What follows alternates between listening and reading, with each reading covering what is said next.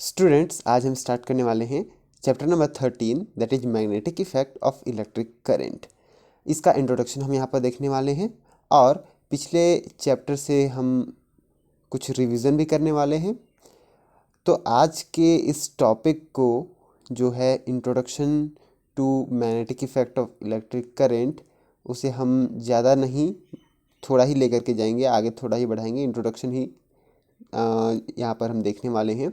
अभी तक हमने देखा हुआ है कि मैग्नेट कैसे मैग्नेटिक इफेक्ट शो करता है। हमने यहाँ देखा हुआ है कि इलेक्ट्रिक करंट क्या होता है। अब हम यहाँ पर इन दोनों के बीच में एक रिलेशन को देखेंगे कि वो कैसा रिलेशन होता है, क्योंकि आए दिन आप अपने आसपास में जो भी चीज़ें देखते रहते हो वो mainly electromagnetic field, electromagnetic induction, electromagnetic propagation, wave propagation, यही सबसे होता है।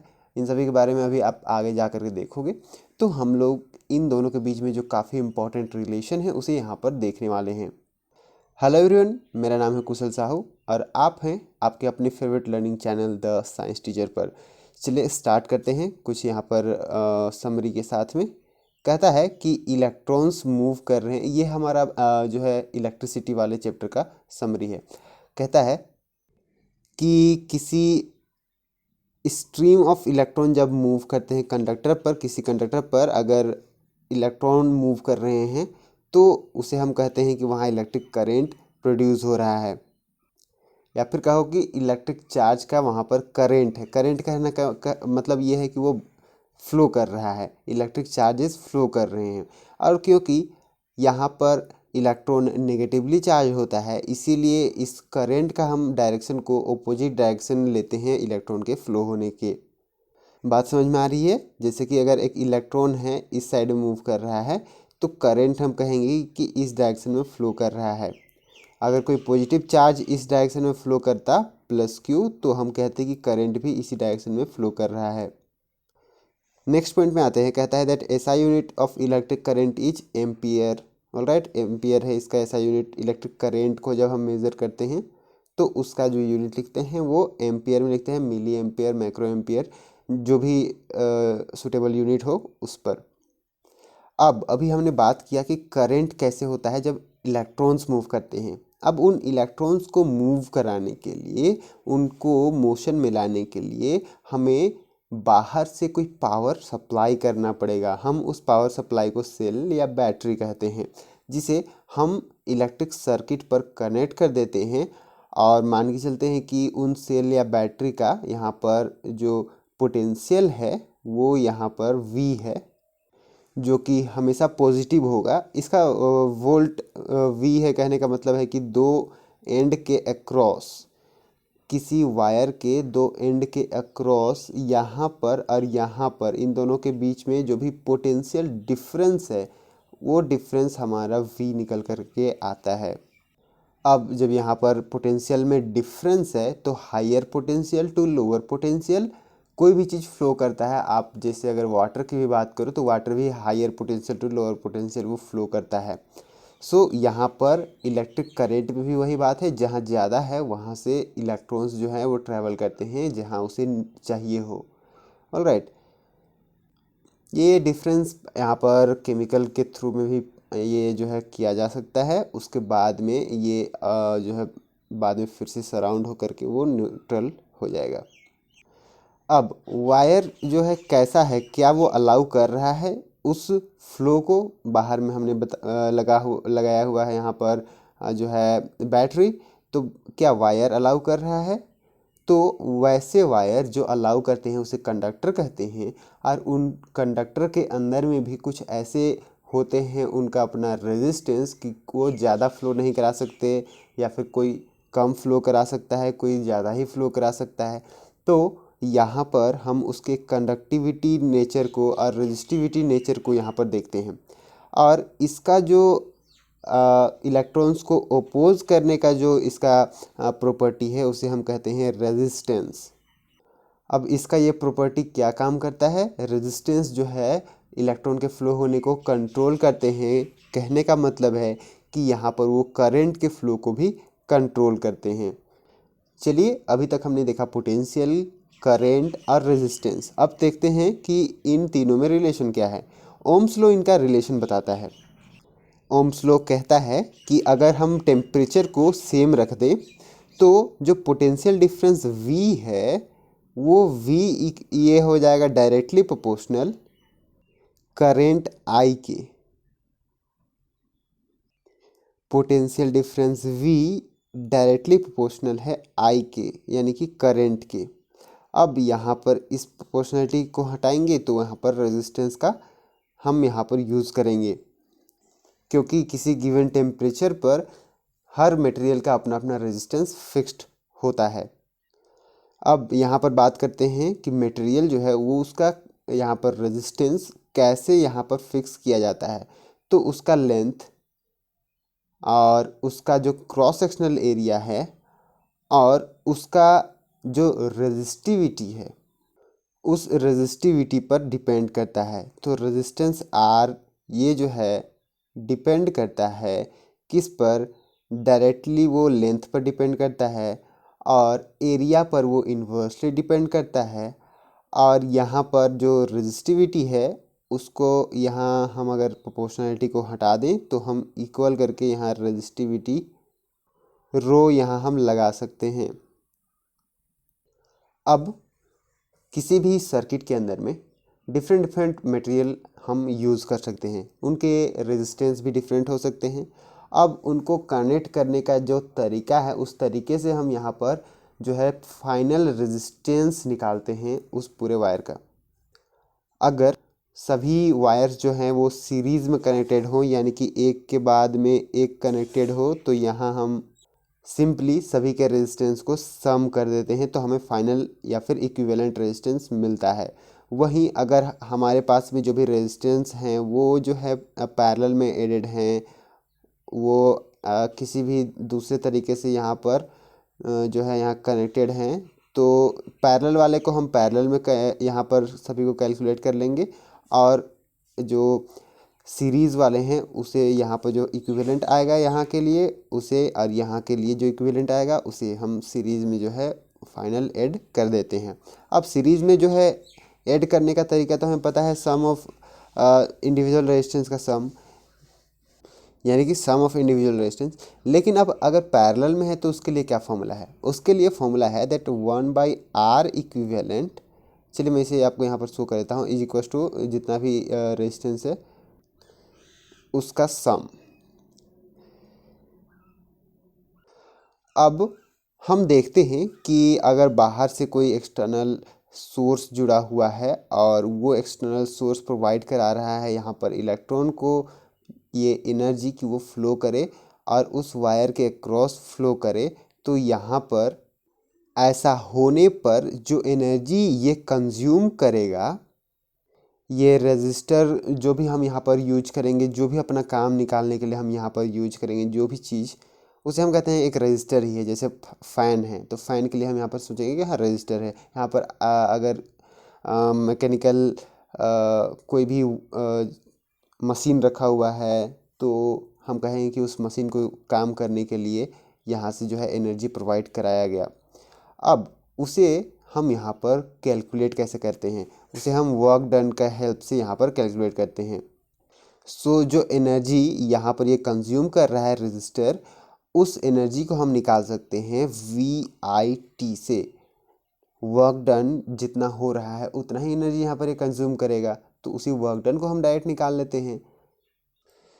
चलिए अब हम बात करते हैं कि अगर एक वोल्टेज 1 वोल्ट का अगर हमारे पास में यहाँ पर वोल्टेज सोर्स है और उसके वजह से 1 एम्पियर का करंट फ्लो कर रहा है, कोई ऐसा कनेक्शन है, तो वहाँ पर जो पावर कंज्यूम होगा वो 1 वाट का पावर कंजम्पशन होता है।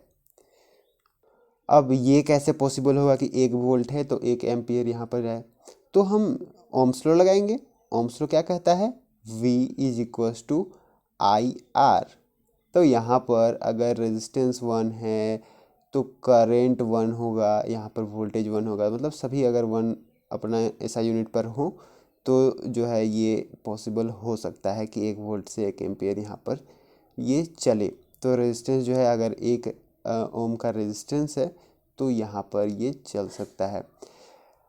अब यहाँ जो हम मेनली बात करने वाले हैं पावर का यूनिट, वो तो यहाँ पर वाट होता है, पावर का यूनिट वाट होता है, लेकिन मेनली हम जो अपने घरों में यूज करते हैं, क्योंकि ज़्यादा पावर हम कंज्यूम करते हैं इलेक्ट्रिसिटी से, तो उनको हम किलोवाट आवर पर यहाँ पर रिप्रेजेंट करते हैं। और 1 किलोवाट आवर जो है यहाँ पर 3.6 इंटू 10⁻6 जूल होता है। चलिए चैप्टर 13 स्टार्ट करते हैं, magnetic effect of electric current. अभी तक हमने मैग्नेट के बारे में देखा हुआ है, मैग्नेट क्या होता है, उसकी वजह से जो है उसके पोल्स क्या होते हैं, उसके पोल की वजह से बाहर के दूसरे मैग्नेट पर क्या इफेक्ट पड़ता है, हम सब ये सब जानते हैं, है ना। लेकिन यहाँ पर हम डिटेल में देखने वाले हैं, हम रिलेशन देखेंगे कि इलेक्ट्रिक करंट का और मैग्नेट का या फिर मैग्नेटिक इफ़ेक्ट का क्या रिलेशन है, क्योंकि इसी रिलेशन का यूज हम आगे बढ़ते हुए जो भी चैप्टर्स हमें मिलेंगे, आगे बढ़ते हुए क्लासेस पर जो भी चैप्टर्स हमें मिलेंगे, हम जो भी एप्लीकेशंस देखेंगे इसके, हमें बहुत सारे एप्लीकेशन देखने को मिलेंगे। जितने मोटर्स आप देखते हो, जनरेटर्स आप देखते हो, जो भी यहाँ पर इलेक्ट्रिसिटी का फ्लो करा रहे हो, अपने आसपास में रेडिएशंस हो रहे हैं, रेडियो वेव्स यहाँ पर आप जो है एक जगह से दूसरी जगह भेजते हो, टेलीविज़न आप देखते हो, सभी पर ये मैग्नेटिक और इलेक्ट्रिक, इन दोनों का जो कॉम्बिनेशन है इलेक्ट्रोमैग्नेटिक प्रोपगेशन का, उसी का यहाँ पर यूज़ किया जाता है।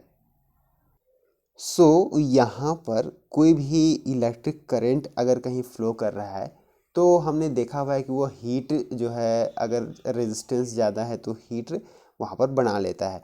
लेकिन इसका एक और भी है कि जब इलेक्ट्रिक करंट फ्लो कर रहा है, यानी कि चार्जेस अगर फ्लो कर रहे हैं, तो वहाँ पर उसके वजह से उसके आसपास में, उस वायर के आसपास में एक मैग्नेटिक इफ़ेक्ट आ जाता है। उसे हम कुछ एक्टिविटीज़ के साथ में यहाँ पर जो है देखने वाले हैं, विजुलाइज करने वाले हैं। आप सुनो, मैं यहाँ पर अच्छे से एक्सप्लेन कर रहा हूँ।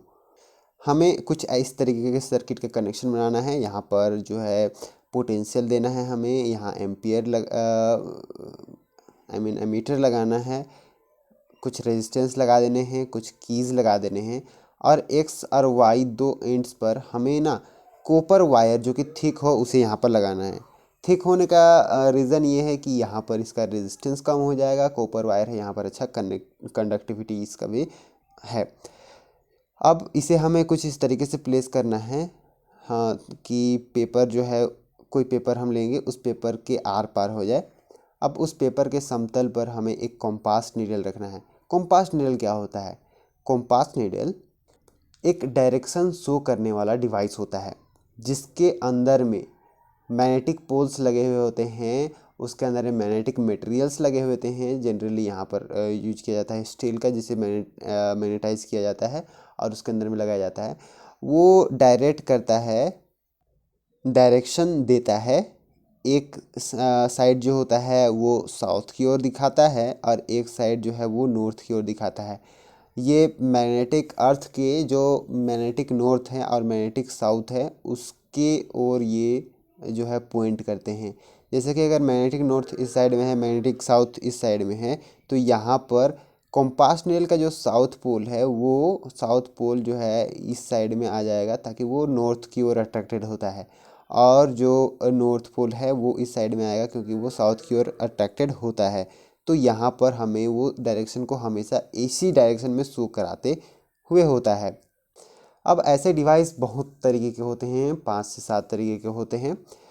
तो ये जो है डिफरेंट डिफरेंट